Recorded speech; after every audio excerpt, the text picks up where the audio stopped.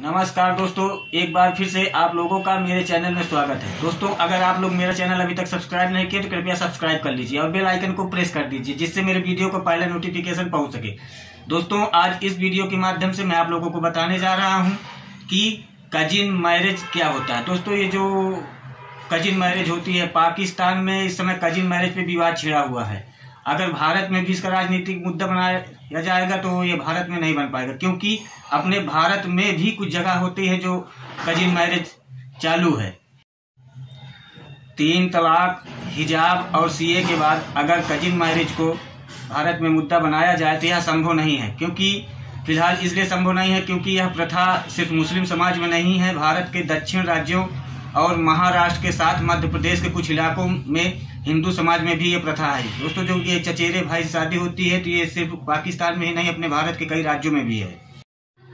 Cousin marriage का मतलब होता है, कजिन कई प्रकार के होते हैं, जैसे कि अपने चाचा के लड़का मतलब पिता के भाई के साथ फर्स्ट कजिन में आता है, और पिता के चचेरे भाई के साथ सेकंड कजिन में आता है। तो ऐसे जैसे कि मामा के लड़की हो गई, या फूफा की लड़की हो गई, या चाचा की लड़की हो गई, तो ये इस प्रकार की जो कजिन मैरिज में आते हैं, जो उनसे शादी करते हैं चाचा की लड़की से, मामा की लड़की से, फूफा की लड़की से, तो ये कजिन मैरिज में आते हैं।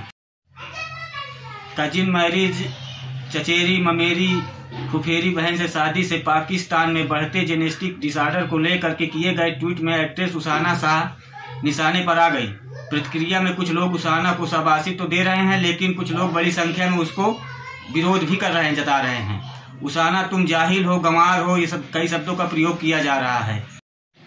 और दोस्तों, पाकिस्तान में कजिन मैरिज की प्रथा को लोग धर्म से जोड़कर देखते हैं, लिहाजा विरोध के स्वर में स्वाभाविक तौर पर उभरेंगे। लेकिन यह समस्या सिर्फ पाकिस्तान की नहीं है, भारत में भी मुस्लिम समाज से इतर दक्षिण राज्यों और महाराष्ट्र के हिंदू समाज में भी कजिन मैरिज काफी प्रचलन है। ऐसे में क्या यह कहना उचित होगा 3 तलाक और हिजाब के बाद आने वाले वक्त में कजिन मैरिज पर रोक बड़ा सामाजिक या राजनीतिक मुद्दा बन सकता है? कहना मुश्किल है, लेकिन धर्म और राजनीति का घालमेल जिस तरीके से भारत में सामाजिक ताने को छिन्न भिन्न कर रहा है, उससे कजिन मैरिज को भी घसीट लिया जाए तो आश्चर्य की बात नहीं होगी। ये कजिन मैरिज की परंपरा कब तक रहेगी? कजिन मैरिज की क्या परंपरा है? मतलब कि जब एक ही गोत्र में कोई शादी करता, कोई एक परिवार होता है जो एक ही गोत्र में शादी कर लेता है, जैसे कि एक भाई की लड़की है और एक भाई का लड़का है, वो आपस में दोनों शादी कर लेते हैं, तो उसी को कजिन मैरिज कहते हैं। कजिन एक ही गोत्र परिवार शादी का चलन सनातन धर्म में नहीं है, और इसका मुख्य कारण आनुवांशिक बीमारियों के खतरे से खुद को बचाना है। बावजूद इसके भारत के कुछ राज्यों, खास तौर से तमिलनाडु, कर्नाटक, आंध्र प्रदेश, तेलंगाना, यहाँ तक कि महाराष्ट्र के कुछ इलाकों के हिंदुओं में भी कजिन मैरिज खूब प्रचलन है। मुस्लिम समाज में तो इस तरह की शादी को धार्मिक और कानूनी तौर पर मान्यता प्राप्त है, लेकिन क्या ब्लड रिलेशन से शादी से होने वाली संतानें वाकई बीमारियों को साथ लेकर आती हैं, जैसा कि हमारा मेडिकल साइंस कहता है, और जिस बात को पाकिस्तानी एक्ट्रेस उसाना शाह ने उठाया भी है। मेडिकल साइंस ये बात की पुष्टि कर रहा है कि अगर कोई पिता या माता किसी रोग से ग्रसित है, कोई भारी रोग से ग्रसित हैं, तो आने वाली संतान में भी वो रोग उत्पन्न हो सकता है। मेडिकल साइंस की स्टडी अगर सही है तो कई परिवार समाज को ये देखना चाहेंगे कि हम ये शादी नहीं कर सकते हैं, क्योंकि आने वाली संतान भी उसी बीमारी से ग्रस्त हो जाएगी। और जो पिता नहीं चाहेंगे उनके घर में चश्मो चिराग बीमार हो।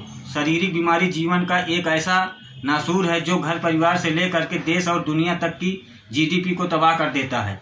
चीन 1981 में मैरिज एक्ट लाकर कजिन मैरिज पर प्रतिबंध लगा चुका है। और अब मैं आपको जो बता रहा हूँ बहुत ही गौर से सुनिएगा। मुस्लिम के अपने पर्सनल लॉ के मुताबिक फर्स्ट कजिन से शादी की स्वीकारता है, मतलब कि मुस्लिम में अपने भाई के लड़की के साथ शादी करने का रिवाज है, और कानून भी इसको स्वीकारता है। यह कानूनी रूप से मान्य है। हिंदुओं में फर्स्ट कजिन से शादी करना 1955 के हिंदू मैरिज एक्ट के तहत गैर कानूनी है, लेकिन अगर किसी क्षेत्र में के रीति रिवाज के अनुसार ऐसा विवाह होता है तो उसे गैर कानूनी नहीं ठहराया जा सकता है। लिहाजा गैर कानूनी तौर पर अगर हम समान नागरिक संहिता की भी बात करें तो राष्ट्रीय स्तर पर इस शादी के खिलाफ मुहिम चलाना आसान नहीं है। ऐसे में आनुवांशिक विकृतियां के मद्देनजर लोगों को भरोसे में लेकर ही इसे खत्म करने की दिशा में आगे बढ़ाया जा सकता है। दोस्तों, इसे इकट्ठा नहीं तोड़ा जा सकता है, क्योंकि ये एक प्रथा है। प्रथा कभी जल्दी टूटती नहीं है, क्योंकि जब कोई प्रथा टूटती है तो उसका एक विवाद ही होता है, और बहुत भारी विवाद होता है, क्योंकि इससे पूरे देश में दंगे होने की संभावनाएं पाई जाती हैं और कई प्रकार की उलझनें होती हैं, बहुत ज़्यादा विवाद होता है, राजनीतिक मुद्दा बन जाता है।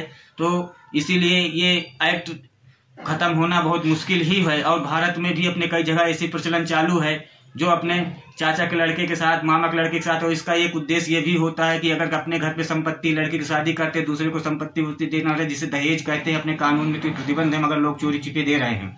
तो दोस्तों, वो लोग अपने ही घर में शादी कर लेते हैं, जिससे कि अपना संपत्ति अपने ही घर पे रहें। इस कारण भी कजिन मैरिज का बहुत बढ़ावा मिला है।